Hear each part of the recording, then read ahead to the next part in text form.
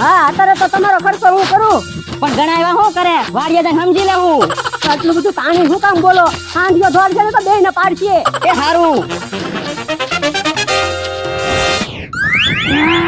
ઓલા દાદા જોવો તો ઓલા તો હાંડિયા ઉપર બેઠા અલ્યા ક્યાંક પડે નહીં તો હારું.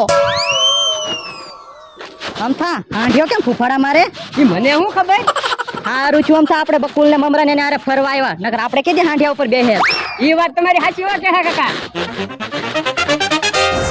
મમરાભાઈ ટિકિટ લેવા ગયા હજી આવ્યા નહીં. હું કેટલીક વાર અહીંયા બાકડે બેહીશ. હે ઈ આમ આવ્યા. લાવ્યા ટિકિટ?